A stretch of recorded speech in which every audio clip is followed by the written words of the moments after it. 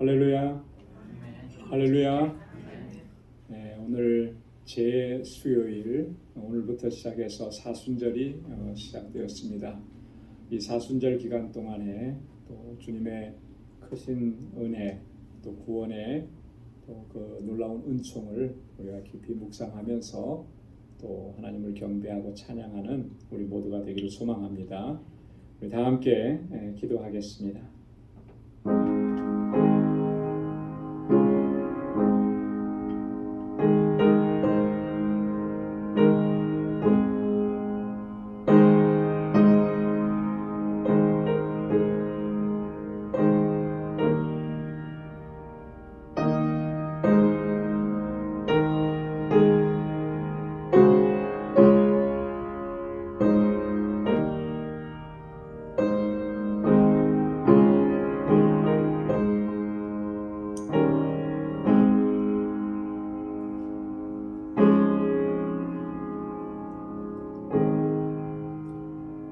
여호와여, 내가 깊은 데서 주께 부르짖었나이다.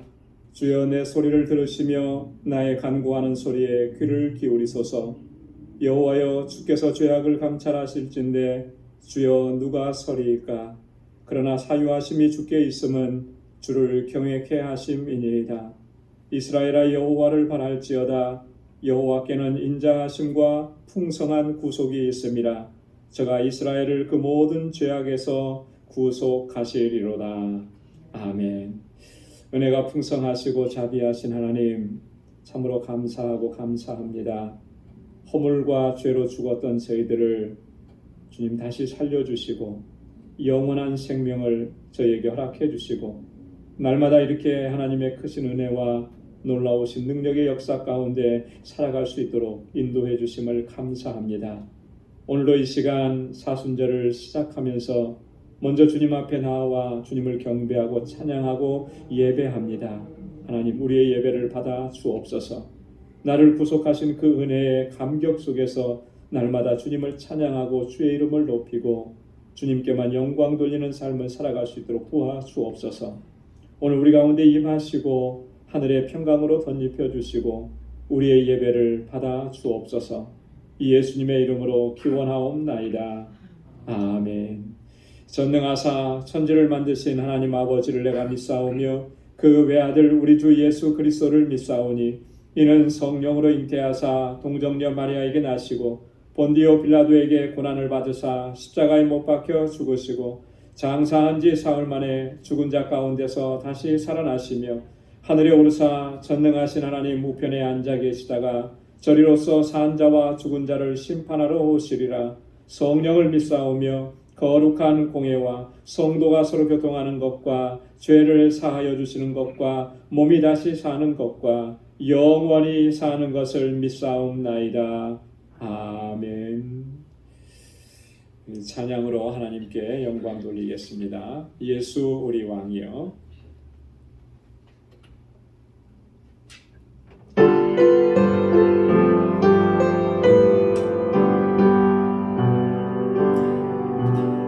예수 우리 왕이여, 이곳에 오소서. 보좌로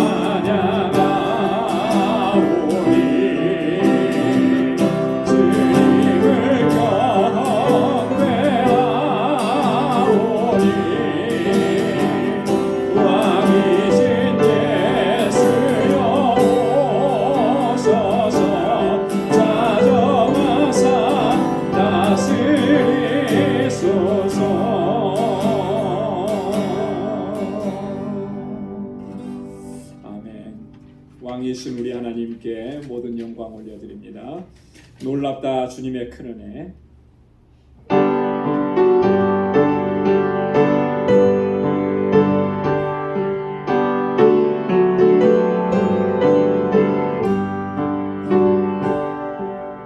놀랍다 주님의 큰 은혜. 우리의 죄를 속하시려 십자가 위에서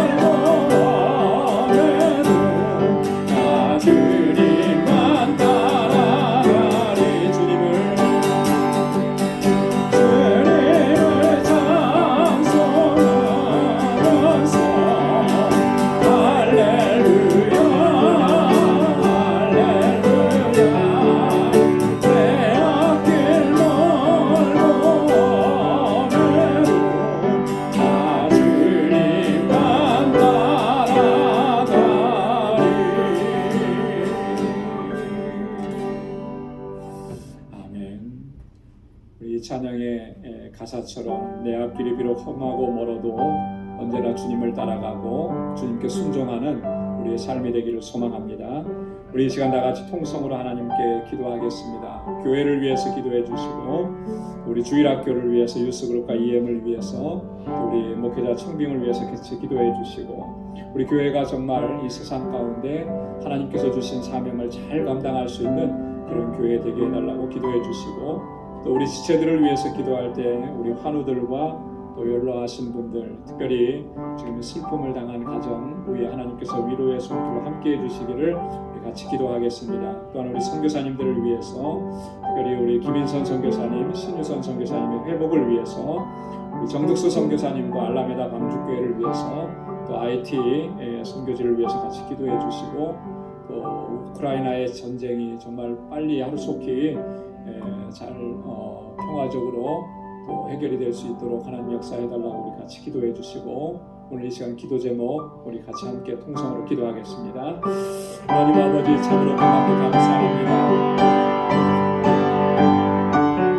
하나님의 손길로 항상 인도해 주시고 아버지 하나님 오늘도 이렇게 주님을 경배하고 찬양하는 이 자리로 저희들을 불러주시며 감사합니다. 하나님 온 마음을 다하고 힘을 다하고 뜻을 다하여 하나님을 경배하고 찬양하는 저희들 되게 하여 주옵소서. 아버지 하나님 우리 방주교회가 정말 하나님의 은혜 가운데 이렇게 견고하고 든든하게 서가게 하시고 주님의 주신 사명을 잘 감당할 수 있도록 역사해 주심을 감사합니다. 날마다 주님의 권능의 장중에 붙들어 주옵소서. 아버지 하나님 진정한 믿음의 공동체로 아름다운 사랑의 공동체로 날마다 견고하고 든든하게 서갈 수 있게 하시고 주님의 주신 사명을 잘 감당케 하여 주옵소서. 세워주신 하나님의 귀한 일꾼들 주의 종들에게 주님의 권능과 능력으로 함께 하시고 성령의 충만함을 더하여 주옵시고 아버지 앞에 늘 충성된 종으로 서게 하여 주시옵소서. 무엇보다도 하나님 이 방주 공동체가 아버지 하나님 믿음의 역사를 이루어갈 수 있는 귀한 종들이 다 되게 도와주시옵고 우리 사랑하는 권속들 한 사람 한 사람 능력의 장중에 붙들어 주셔서 정말 하나님께서 역사하시고 하나님께서 귀하게 사용하시는 주의 종들로 세워 주옵소서. 아버지 하나님 이곳에서 자라나는 우리 어린 심령들과 사랑하는 학생들과 청년들 우리 장년들 붙잡아 주시고 정말 저들이 아버지 하나님 잘 경외하고 믿음으로 살게 하여 주옵소서. 아버지 하나님 저희를 말씀으로 양육할 귀한 종을 속히 보여 주옵소서. 아버지 하나님 또한 저희를 위해서 수고하고 애쓰는 모든 교사들에게 하나님의 은혜와 긍휼과 주의 복으로 가득히 채워 주옵소서. 아버지 하나님 우리 사랑하는 지체들 하나님 눈동자와 같이 지켜 주옵소서. 권고한 중에도 아버지 하나님 믿음이 잃지 않게 하시고 낙심하지 않게 하시고 소망의 주님을 바라볼 수 있도록 도와주시고 믿음 안에 견고하게 설 수 있도록 도와주옵소서. 정말 하나님의 기쁨이 되는 삶을 살아가기에 부족함이 없도록 도와주옵소서. 아버지 하나님 권고한 중에 있습니다. 주님 치료하시고 온전한 회복을 허락하여 주옵소서. 슬픔과 애통함 가운데 있습니다. 하나님의 위로로 함께하여 주옵소서. 오 하나님 아버지 우리 사랑하는 성도들의 그 모든 삶을 친히 주관하시고 이끌어 주시고 아버지 하나님 저희를 통하여서 영광을 받아 주시옵소서.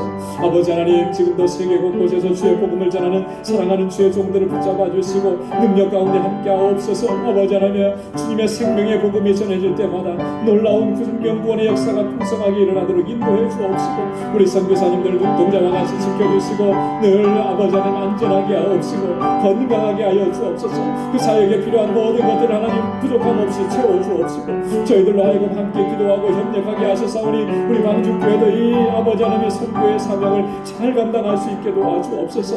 특별히 아버지 하나님 알라메다 방주교회 하나님 주님께서 세우셨사오니 귀한 역사 이루어 주시고 세우신 주의 종들에게 하나님 그 주님의 능력과 권능으로 함께하여 주시고 아버지 하나님 저희를 통해서 귀한 역사가 이루어지도록 인도하여 주시옵소서.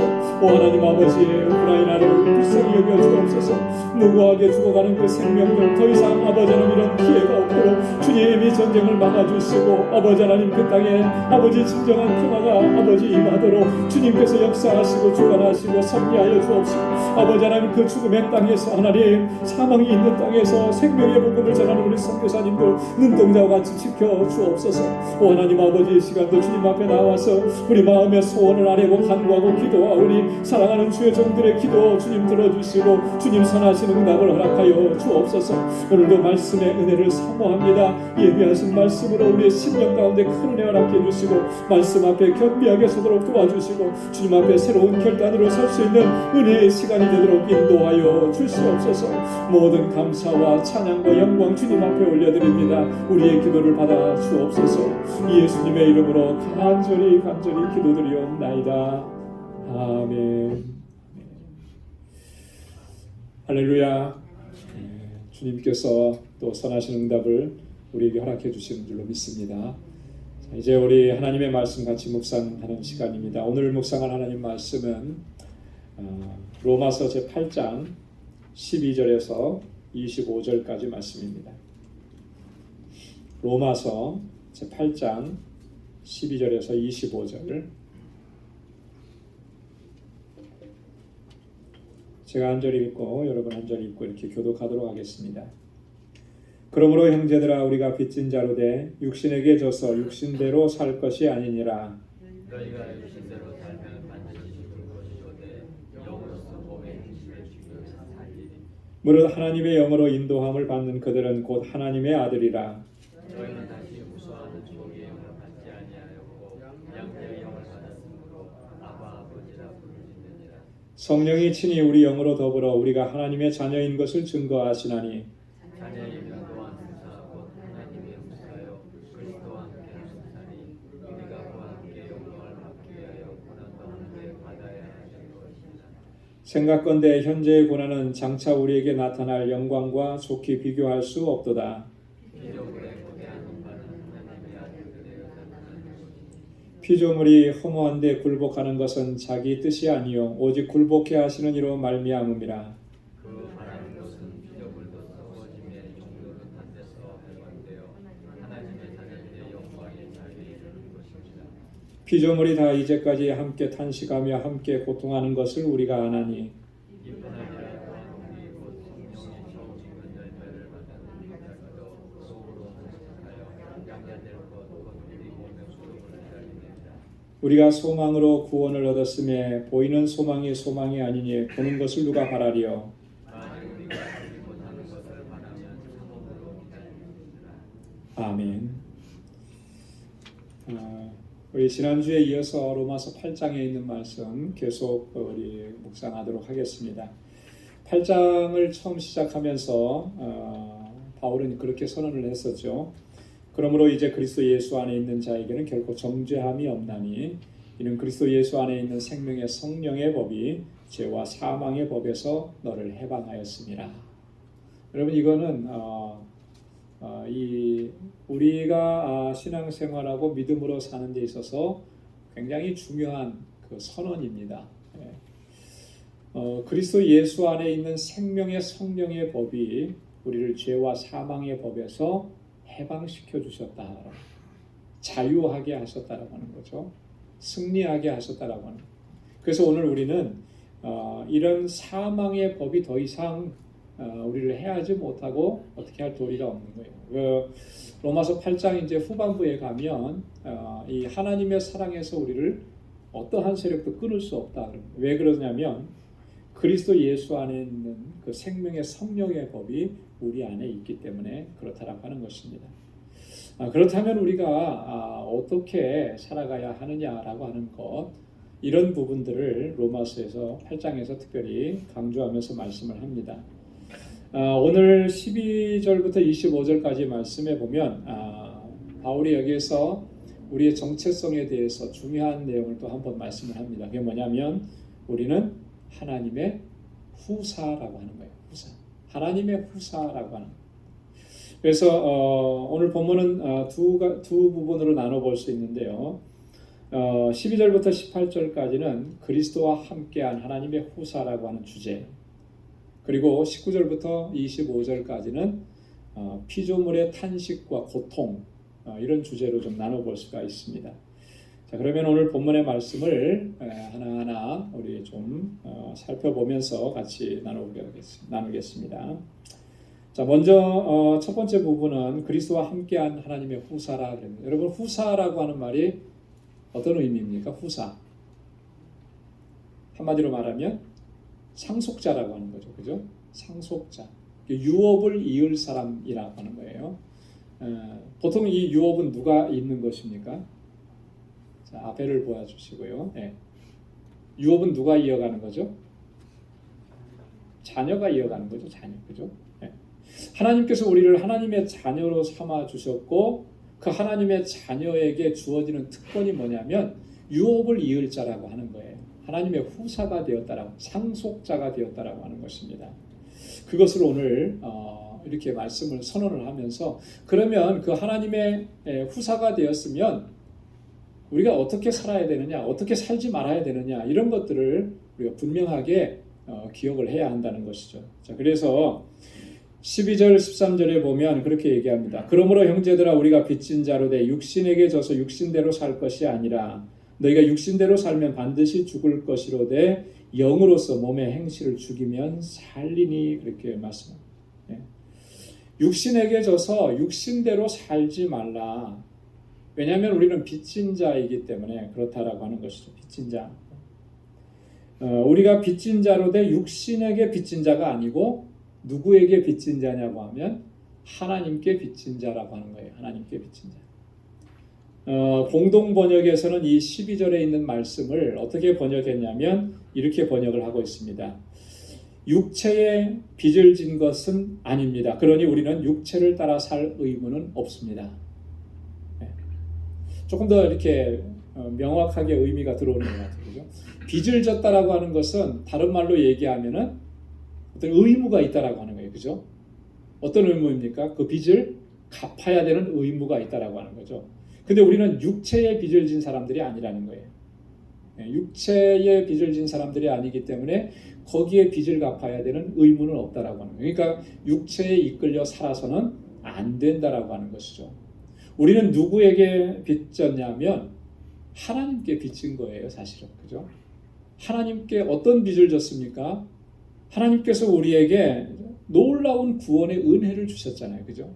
우리를 구원해 주셨잖아요. 근데 우리를 구원해 주신 것이 우리에게 무슨 값을 요구하시고 구원하신 것이 아니라고 하는 것입니다. 거저 주셨어요. 거저 주셨으니까 공짜니까 감사하고 좋다 이런 게 아니고 여러분 거저 받은 것에 대해서 여러분 어떻습니까? 누군가가 여러분들에게 선물을 해주고 거저 선물을 해주면 어떤 마음이 생겨요? 두 가지 마음이죠. 하나는 고맙고 감사하고 또 하나는 뭐예요? 부담이 있죠. 그죠? 네. 부담이 있어요. 그죠? 네. 거저 받은 것에 대해서 그냥 무조건 고맙고 감사한 게 아니라 부담이 있어요. 그래서 기회가 되면 그 선물 받은 감사한 것을 갚으려고 하는 거죠. 네. 네. 마찬가지예요. 우리가 하나님께로부터 이 구원의 은혜 거저 받았는데 거저 받았으니까 좋다 감사하다 이걸로 끝나면 그 은혜를 100% 이해한 게 아니라는 거예요. 반만 이해한 거예요. 그 은혜를 받았으면 우리 안에 무슨 심정이 생기느냐면 하나님께 대하여 빚진 자의 심령이 생기는 거예요. 그래서 하나님께 대해서 의무가 생기는 거죠. 그 의무라고 하는 건 뭐겠습니까? 하나님께서 원하시고 하나님께서 기뻐하시는 삶을 최선을 다해서 살아가는 그런 의무가 우리 안에 생기는 것입니다. 그래서 바울이 권고하는 거예요. 너희가 육신대로 살지 말라 더 이상. 하나님의 구원의 은혜를 받았는데 그 놀라운 은총을 받았는데 어찌해서 계속해서 육신대로 사느냐. 그거는 빚진 자의 마땅한 자세가 아니라고 하는 것이죠. 육신대로 산다라고 하는 말은 육체의 욕심을 따라 산다라고 하는 그런 의미. 갈라디아서 5장 16절. 또 갈라디아서 5장 17절에는 육체의 소욕이라 이렇게 이야기했습니다. 그것을 더 이상 쫓지 말라. 이런 삶을 사는 사람들에게는 결단코 하나님의 나라가 유업으로 주어지지 않는다. 그럼 이거 굉장히 중요한 얘기죠. 갈라디아서 5장 19절로 21절에 이렇게 육신대로 살고 육체의 욕심을 따라 살게 되면 그는 하나님의 나라를 유업으로 받을 수 없다. 여러분 우리가 예수 믿고 구원받고 하나님의 자녀가 되어서 하나님의 나라를 유업으로 받았다라고 생각을 하는데요. 그건 맞는 얘기인데 그럼에도 불구하고 우리가 여전히 육신대로 살고 육체의 욕망, 육체의 야망을 쫓아서 살아가면 그 사람에게는 결코 하나님의 나라가 유업으로 주어지지 않는다라고 하는 거예요. 왜? 육신을 쫓는 삶이기 때문에. 이런 사람들에게는 오직 하나님의 심판, 하나님의 진노, 또 더 나아가서 하나님의 사형 판결만 있을 것이라고 로마서 1장 28절에서 32절에서 얘기했습니다. 그리고 오늘 13절 말씀에서도 보면 뭐라 그랬어요? 너희가 육신대로 살면 어떻게 될 거라고요? 육신대로 살면 어떻게 된다고요? 뭐라고 좀 말씀 좀 해보세요. 육신대로 살면 13절에 뭐라 그랬습니까? 반드시 죽을 것이로다. 이 반드시 죽는다라고 하는 건 어떤 걸 의미한다 그랬습니까? 하나님의 심판이에요. 그죠? 하나님의 심판. 뭐 사람들 다 죽는 건데 나도 똑같이 죽는 거, 이렇게 살아도 죽고 저렇게도 살아도 죽는 거 아니냐, 이런 죽음을 얘기하는 게 아니고 두 번째 사망, 하나님의 심판, 영원한 멸망, 그것을 얘기하는 거예요. 육신대로 살면 결코 반드시 그렇게 죽게 되어 있다라고 하는 것을 바울이 권고하는 것입니다. 그래서 어떻게 살아라 그랬습니까? 영으로서 몸의 행실을 죽이라. 그러면 너희가 어떻게 되리라? 살리라 그랬습니다. 영으로서 몸의 행실을. 몸의 행실이라고 하는 것은 이 인간의 타락한 본성을 쫓아 살아가는 삶이에요. 육체의 소욕을 따라가는 그런 삶을 얘기해요. 이것을 무엇으로서 죽여야 된다 그랬습니까? 영으로서, 성령으로서, 성령. 여러분, 그래서 이 육체의 소욕을 죽일 수 있는 것, 그것을 이길 수 있는 능력은 어디에 있습니까? 성령님께 있는 거예요. 성령의 충만한 삶을 우리가 견지해야 육체의 소욕을 이길 수가 있는 거예요. 여러분, 우리가 단순히 금욕하고 고행하는 삶을 힘쓰는 것, 그것으로 우리가 몸의 행실, 육체의 소욕을 이길 수 있느냐 하면 어느 정도는 이길 수가 있겠죠. 그러나 그것은요, 이 육체의 소욕을 영원히 무너뜨릴 수가 없어요. 우리의 고행하는 그런 삶, 금식하고 어떤 분들은 이런 어떤 육적 욕망을 이겨보려고 매일매일 몇 40일 금식도 하고 하는데, 그것으로 인해서 우리가 그런 육신의 소욕을 이길 수 있느냐 하면 물론 그때는 이길 수 있을 거예요. 그러나 여러분, 죽을 때까지 그렇게 금식하면서 살 수 있어요? 그렇게 할 수는 없잖아요. 그건 다 제한적인 거예요. 오직 성령께서 우리 안에서 충만하게 역사하시고 내가 성령의 이끌림을 받아 살 때, 그럴 때에 우리가 육신의 소욕을 이기게 되는 줄로 믿습니다. 그래서 갈라디아서 5장 16절에서 바울이 그렇게 권고했습니다. 내가 이르노니 너희는 성령을 쫓아 행하라. 그리하면 육체의 욕심을 이루지 아니하리라. 할렐루야. 갈라디아서 2장 16절에 5장 16절에 그렇게 얘기한 거예요. 성령을 쫓아 행하라. 그러면 육체의 소욕은 넉넉히 이기고 승리하게 된다. 그 다음에 14절부터 17절까지는 하나님의 후사다라고 하는 것을 주제로 말씀을 합니다. 14절에 보니까 하나님의 영으로 인도함을 받는 그들은 곧 하나님의 아들이라 그렇게 말씀합니다. 하나님의 영으로 인도. 누가 하나님의 아들이냐? 누가 하나님의 후사냐? 하나님의 영으로 인도함을 받아야 된다. 여러분, 하나님의 영이라고 하는 성령이잖아요. 그죠? 성령의 인도하심을 받는 그 사람이 곧 하나님의 아들, 하나님의 자녀라고 하는 거예요. 여러분, 우리가 하나님의 자녀가 되는 것은 어떻게 하나님의 자녀가 됩니까? 여러분, 어떻게 하나님의 자녀가 되었죠? 요한복음 1장 12절에 뭐라고 얘기합니까? 요한복음 1장 12절에 보면 그렇게 말씀하잖아요. 예수 그리스도, 하나님의 아들이신 예수 그리스도, 그를 영접하면 어떤 권세를 주신다 그랬어요? 하나님의 자녀가 되는 권세를 주십니다. 그러니까 우리가 하나님의 자녀가 된 것은 예수 그리스도를 영접하고 예수 그리스도를 믿었기 때문에 그런 거예요. 그 믿음으로 말미암아 우리가 하나님의 자녀가 된 거예요. 자, 그런데 오늘 그러면 본문의 이 말은 뭐냐면, 하나님의 영으로 인도함을 받는 그 사람이 하나님의 아들이라고 하는 말은, 하나님의 자녀가 되었으면 이제 마땅히 무엇을 따라서 살아야 되느냐? 하나님의 영의 인도하심을 따라서 살아야 돼. 그 사람이 바로 하나님의 자녀라고 하는 거예요. 이 하나님의 영의 인도하심을 따른다라고 하는 것은 좀 더 구체적으로 얘기하면 하나님께서 기뻐하시는 그러한 거룩한 삶을 살아가는 것을 의미하는 것입니다. 여러분, 하나님의 자녀라고 내가 떵떵거리면서도 하나님께서 기뻐하시는 그 거룩한 삶을 추구하지 않는다면 이건 심각한 문제가 있는 거잖아요. 그죠? 하나님의 자녀가 되었는데 어떻게 하나님께서 기뻐하시는, 하나님께서 원하시는 그 거룩한 삶을 힘쓰지 않는, 그러지 않을 수가 없는 거잖아요.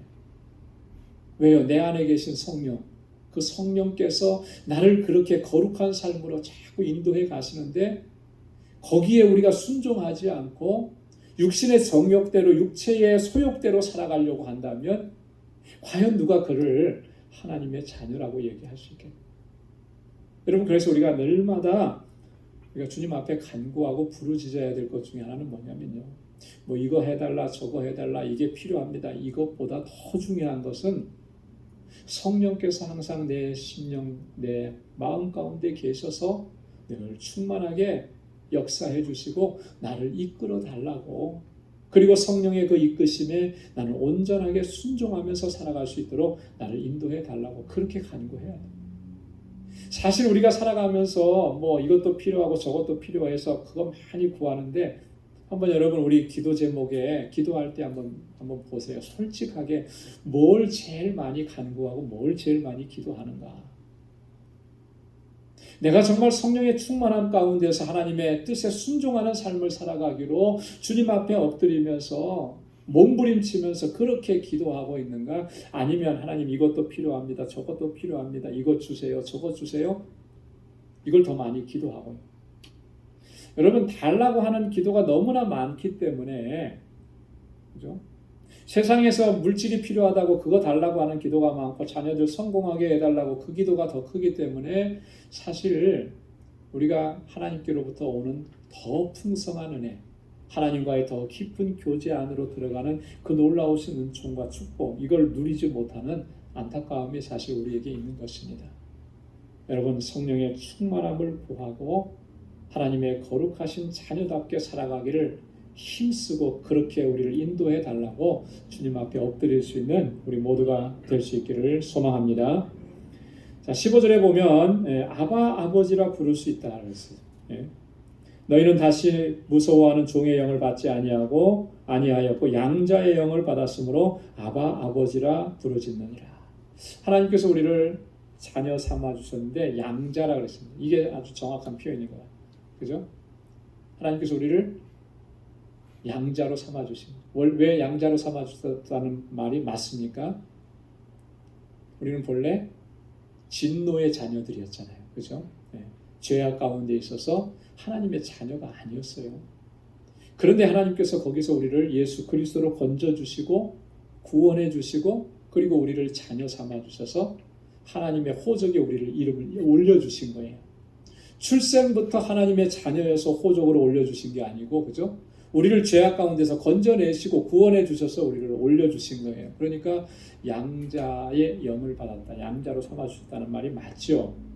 자, 그런데 그럼에도 불구하고 우리가 하나님을 어떻게 아바 아버지라 부를 수 있게 하셨다는, 이게 얼마나 놀라운 은총. 도저히 우리는 하나님을 아바 아버지라고 부를 수가 없었는데 그렇게 하나님을 아버지라고 부를 수 있도록 우리에게 은혜를 주셨다라고 하는. 여러분, 하나님의 이름을, 하나님을 나의 아버지로 부를 때마다 이 감격이 우리 안에서 날마다 새로워질 수 있기를 소망합니다. 이 아바 아버지라고 하는 말씀은 이 원어 성경에는 이렇게 되어 있습니다. 아빠 호 파테르, 아빠 호 파테르. 근데 이제 두 가지 언어가 같이 들어 있는 거예요. 앞에 아빠라고 하는 말은 사실 우리 말로 아빠라고 하는 말과 같은 의미입니다. 이상하게 그 말이 두 개 서로 다른 언어인데 뜻이 똑같아요. 아빠. 발음도 똑같고. 이건 아람어예요. 아람어로 아빠. 아버지를 친근하게 부르는 그런 호칭이죠. 그리고 호 파테르라고 하는 말은 헬라어입니다. 헬라. 파테르 하면은 뭐겠어요? 아버지라고 하는 아버지. 그 앞에 호라고 하는 말이 붙었죠. 정관사입니다. 그래서 그 아버지, 우리 아버지를. 그러니까 아빠 아버지, 아바 아버지, 아빠, 아버지 반복해서 얘기를 하는 거죠. 예, 똑같은 의미, 아버지를 2번 반복해서 얘기해요. 우리가 하나님을 그렇게 부를 수 있다면, 이렇게 친밀하게 하나님을 부를 수 있도록 그렇게 하나님께서 은혜 주신 거예요. 자, 근데 성경에 보면, 마가복음에 보면 예수님께서도 하나님을 부르실 때 그렇게 불렀습니다. 그죠? 가라사대 아바 아버지여, 아버지께는 모든 것이 가능하오니 이 잔을 내게서 옮기시옵소서. 그러나 나의 원대로 마옵시고 아버지의 원대로 하옵소서 하고. 겟세마네 동산에서 예수님께서 하나님 앞에 처절하게 부르짖을 때 하나님을 어떻게 부르셨습니까? 아바 아버지 이렇게 불렀어요. 그런데 오늘 우리도 어떻게 해요? 하나님을 아바 아버지라고 부를 수 있게 하셨다. 그렇게 부르짖게 하셨다는 그런 은혜를 입은 사람들입니다. 그런 하나님의 후사예요. 자, 이런 모든 것들을 16절에 보니까 성령께서 친히 증거해 주신다고 말씀합니다. 성령께서 친히 우리가 하나님의 자녀인 것을 증거하느니, 성령께서 우리 안에서 역사하셨으므로 또한 우리가 하나님의 자녀인 것을 성령께서는 끊임없이 증거해 주시는 거예요. 여러분, 성령께서 우리 안에서 그렇게 역사하셨기 때문에 우리가 하나님을 아바 아버지라고 부를 수가 있는 것입니다. 하나님의 자녀가 된 거예요. 성령께서 우리 안에서 이렇게 역사하시지 않았다면 우리는 하나님을 알지도 못하고요, 하나님을 아버지라고 부를 수도 없는 것입니다. 여러분, 바울이 그렇게 얘기했잖아요. 고린도전서 12장 3절에 성령이 아니고는 누구든지 예수를 주시라 할 수 없느니라. 여러분, 누구든지 진심으로 예수님은 나의 주님이십니다 고백하는 사람은 그 사람의 의지가 아니에요. 성령이 그 안에서 역사하셨기 때문에. 어떤 분들이 그래요. 성령이 안에 계십니까? 성령을 받으셨습니까? 이런 질문들을 많이 하는데 사람들은 거기에 머뭇머뭇 많이 걸어요. 그죠? 신앙생활을 오래 했으면서도 성령이 내 안에 거하심을 또 믿습니까? 확신하십니까? 하면은 굉장히 머뭇거리더라고요. 확신이 잘 안 되나 봐요. 왜 그렇게 대답하는지 모르겠어요. 내가 정말 예수님을 나의 구주로 영접한 그 마음이 진실하고 그 믿음이 진실하면 이미 그 사람 안에는 성령님이 계신 거예요. 그렇죠? 성령님이 찾아오셔서 우리는 어떤 존재였다 그랬습니까? 죽은 존재였다 그래요. 완전히 죽어 있었다 그랬잖아요. 찾아오셔서 우리를 살려주시고 우리 안에 하나님을 믿게 하는 그 마음을 주신 거예요. 그래서 우리가 하나님을 믿고, 오늘 이 고린도전서에서 바울이 얘기한 것처럼 예수를 주님이라고, 나의 주라고 고백할 수 있게 하신 거예요. 성령께서 하신 거거든요. 이미 예수님은 나의 구주입니다 고백하는 사람 안에는 성령께서 내 주에 계시는 거죠. 성령께서 계시지 않으면 그렇게 고백할 수 있는 사람은 아무도 없는 거예요. 그런데도 우리가 성령이 거하심을 믿습니까? 하는데 머뭇거리는 것은 우리의 신앙에 뭔가 대단히 잘못되어 있다고 하는 겁니다. 여러분, 성령은 우리에게 어떤 역할을 하신 분이십니까? 가장 중요한 역할을 하신 건데, 하나님의 구원 계획을, 예수 그리스도께서 성취하신 그 하나님의 구원 계획을 우리에게 전달해 주시는 역할을 하셨습니다. 자, 우리의 구원에 관계돼서 성부, 성자, 성령 하나님, 삼위일체 하나님은 각각의 역할을 하셨습니다. 그래서 성부 하나님은 무엇을 하셨냐면 우리 죄인을 구원하시는 계획을 하신 거예요. 창세 전부터 우리 죄인들을 구원하시겠다는 구원의 계획을 세웠습니다. 그럼 성자 예수님은 무엇을 하신 것입니까? 그 하나님의 구원 계획을 받들어서 순종해서 이 땅에 오셔서 성취하신 거예요. 어떻게 성취하셨습니까? 십자가에 달려 죽으시고 장사 지낸 바 되었다가 3일 만에 다시 살아나심으로써 하나님께서 계획하셨던 것을 친히 그 몸으로 성취해내신 거예요. 이루어내신 거예요. 그렇게 2000년 전에 예수님께서 이루신 그 구원의 은총을 성령께서는 오고 오는 세대에 계속해서 우리 하나님께서 택하신 백성들에게 그것을 전달해 주는 것입니다. 그래서 성령께서 우리 안에서 역사하셔서 이렇게 우리가 하나님의 자녀가 되게 하시고, 하나님께서는 이렇게 놀라우신 섭리와 역사와 계획 가운데서 우리를 구원하신 거죠. 삼위일체 하나님이 함께 우리의 구원에 놀라우신 은혜를 베풀어 주신 것입니다. 그렇기 때문에 우리 구원받은 것이요, 이게 얼마나 감격스러운 것인지 몰라요. 그래서 늘 감사하고 감격 가운데서 하나님을 찬양하고 예배하는 우리 모두가 되기를 소망합니다. 자, 그 다음에 17절에 보니까 그래서 우리는 그리스도와 함께한 하나님의 후사다. 이 후사는 유업을 이을 자라, 상속자라 그렇게 말씀을 드렸습니다. 그리스도와 함께한 후사라고 하는 말은 그리스도로 말미암아 우리가 후사가 되었습니다 라고 하는 그런 의미예요. 자, 이 후사는 상속을 받는다 그랬는데 무엇을 상속을 받았습니까? 하나님의 자녀 후사가 되어서 우리가 상속받은 게 뭐예요, 여러분? 여러분들은 후사로서 어떤 것을 상속받았습니까? 영생을 상속받은 거예요. 그죠? 하나님의 나라를 상속받은 것입니다. 영적으로 유익한 그 모든 것들을 상속받은 거예요. 이 후사가 되었기 때문에 그것이 우리에게 주어진 것이죠. 후사가 아니라면 누구에게 주겠습니까? 여러분들이 열심히 평생 이렇게 일하시고 또 모아놓으시고 해서 나중에 그것을 누구에게 주시려고 그렇게 열심히 모았어요? 결국에는 보면 자녀들에게 주잖아요. 자녀들에게. 그렇죠? 집을 한 재넓게 마련해서 그거 누구에게 주려고? 자녀에게. 왜 자녀에게 줍니까? 자녀니까. 뭐 이름도 모르고 얼굴도 모르는 사람에게 주려고 그렇게 하지는 않았을 거란 말이죠. 후사라고 하는 개념은 그런 거예요. 자녀이기 때문에 하나님께로부터 그렇게 받는 거예요. 뭘 받았습니까? 이런 놀라운 영적인 은총을 우리가 받아서 누리게 되었다.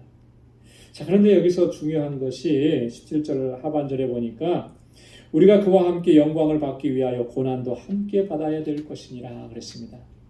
영광을 받기 위해서는 고난도 함께 받는다. 영광을 받기 위해서. 이것은요, 이런 의미는 아니에요. 고난을 받지 아니하면 하나님의 영광을 누리지 못한다. 뭐 이런 의미는 아닙니다. 무슨 의미냐면 우리가 그리스도와 연합되었잖아요. 그죠? 지난번에도 제가 설교하면서 말씀을 나눴던 거죠. 우리는 그리스도와 연합된 사람들이라. 그래서 하나가 되었습니다. 그런데 여기에는 중요한 게 뭐가 있냐면 그리스도께서 고난당하신 것처럼 우리도 필연적으로 그 고난을 당하게 된다는 사실, 이것을 의미하는 거예요.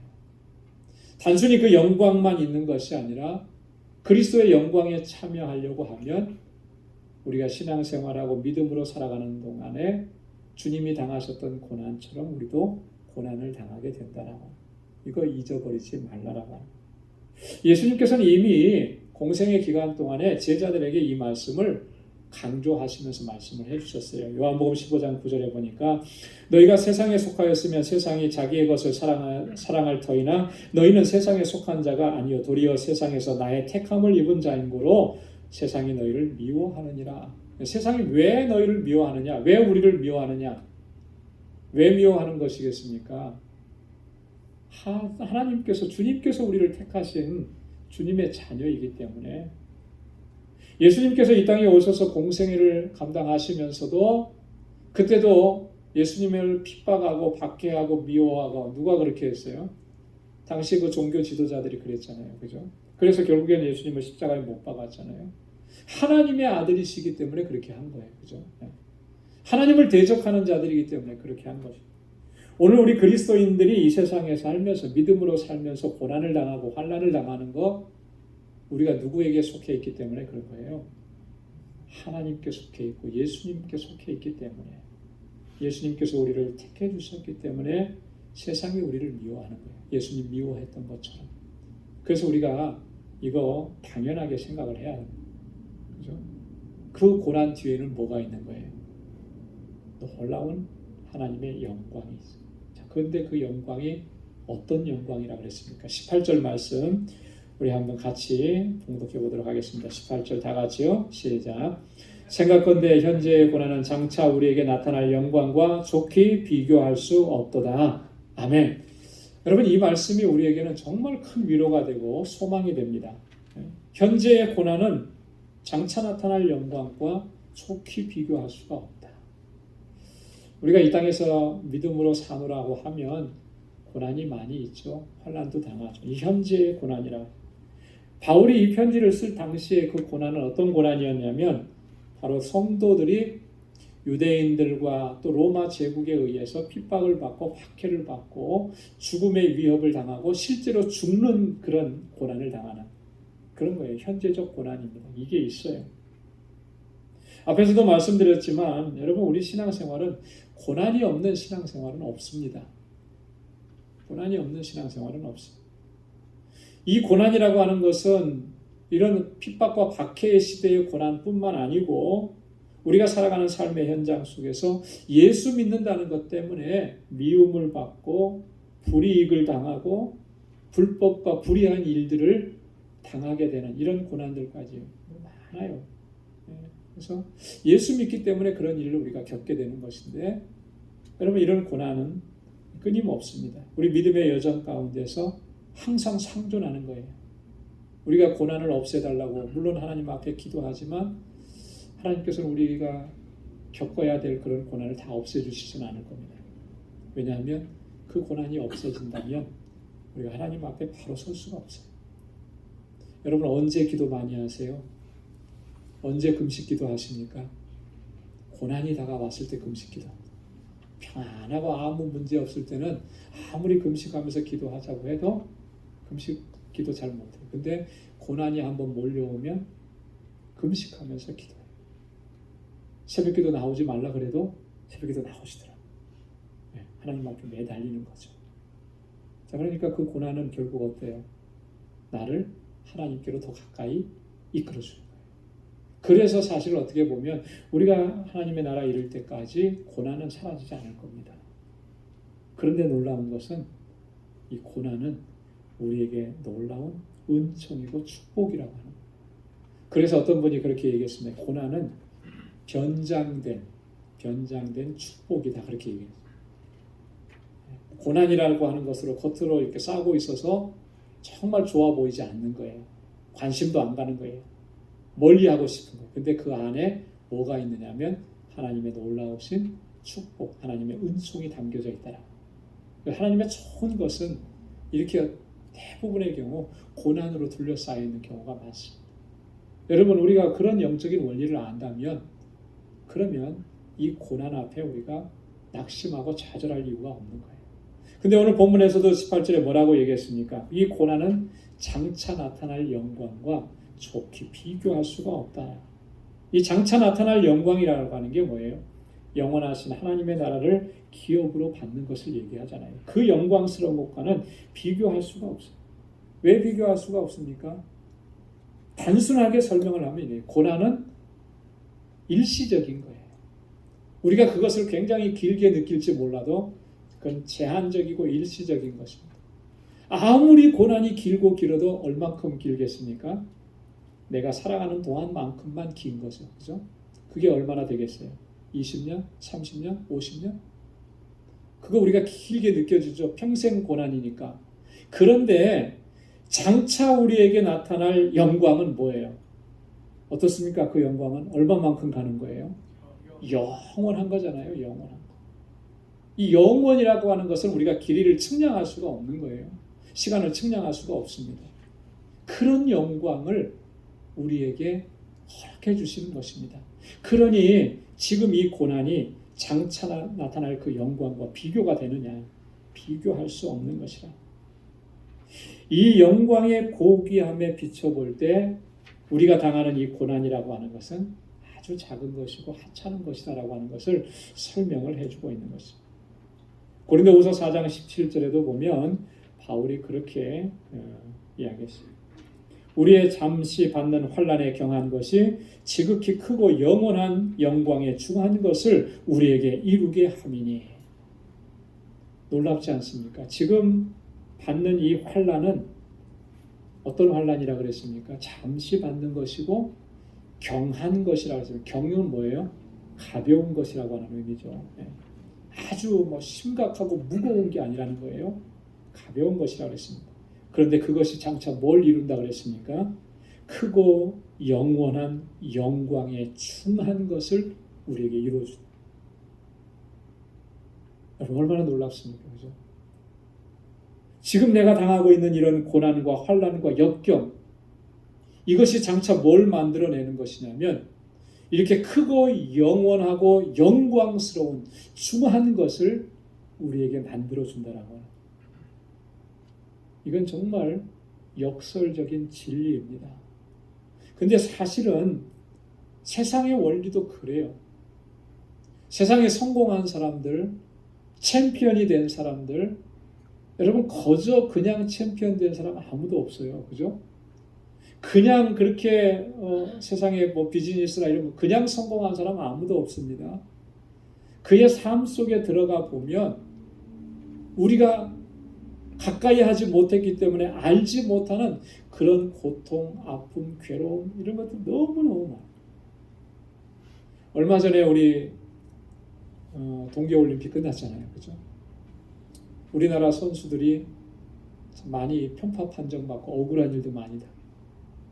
근데 그 선수들이 이렇게 하는 얘기 들어보면 훈련하면서 말할 수 없는 그런 고통을 당하고 어려움을 당하고 또 이렇게 상처도 있고 그런 편파 판정 받는 거 이런 거 정도는 아무것도 아닙니다. 선수 생명이 끝날 수도 있는 그런 위험한 일도 겪고,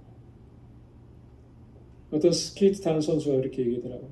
스케이트 타다가 그 칼날에 이 스케이트 날에 찢긴 적이 한두 번이 아니라는 거예요. 그런 일을 한번 겪고 나면은 사실 더 이상 하고 싶지 않은 트라우마 같은 게 생기잖아요. 근데 그것을 다 견딘 거죠. 그걸 다 이겨낸 거죠. 10수년 동안 이겨내고 마침내 그 챔피언의 자리에 서는 거고. 세상의 이치도 그런데 영적인 원리는 얼마나 더하겠느냐. 근데 세상의 그 영광이라고 하는 것은 그때뿐인 거죠, 사실은. 그러나 성도에게 주시는, 고난을 통해서 성도에게 주시는 영광은 어떤 것이라 그랬습니까? 영원한 것이라 그랬습니다. 그래서 여러분 우리가 믿음으로 살고 신앙 안에서 살아가려고 애를 쓰면서 우리가 겪는 이런 고난과 환난, 역경, 여러분 그걸 너무 크게 보지 마세요. 그것 뒤에는 하나님께서 예비해 주신 놀라운 영광이 우리에게 주어지는 것입니다. 그래서 그 영광을 바라보기 때문에 우리가 이 고난도 이겨내고 환난도 이겨내고 핍박과 박해도 이겨낼 수가 있는 것입니다. 하나님은 우리에게 그렇게 섭리하시고 역사하시는 줄로 믿습니다. 오늘 19절부터 25절 마지막 부분은 우리가 다음 주에 이어서 이렇게 말씀을 나누도록 하겠습니다. 오늘 12절부터 18절까지 있는 말씀을 돌아가셔서 한 번 더 자세하게 읽으시면서 묵상하시면서 또 하나님께서 주시는 은혜, 지금 내가 고난 가운데 있다면, 환난 가운데 있다면 하나님께서 나에게 얼마나 영광스러운 것을 예비해 주셨는지를 묵상하면서 고난을 또 이겨낼 수 있는 여러분들 되시기를 바랍니다. 그리고 우리 한 가지 광고의 말씀을 드리면, 우리 그 이순재 집사님 어머님 소천하셨는데 장례 일정이 오늘 알려주셨습니다. 그래서 입관 예배는 따로 안 하시고 또 장지에 가셔서 이 하관 예배만 진행하신다고 연락을 해주셨어요. 그래서 하관 예배는 무궁화 동산에서 월요일 날 11시에 이렇게 진행하신다고 합니다.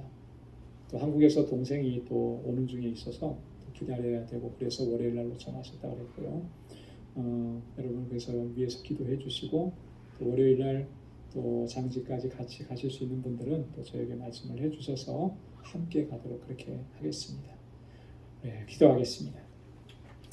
하나님 아버지의 은혜를 감사합니다. 오늘도 이 저녁 하나님께서 저희들을 불러주시고 주님을 경배하고 찬양하게 하시고 오늘도 하나님의 귀한 말씀으로 우리에게 소망을 허락해 주신 것을 감사합니다.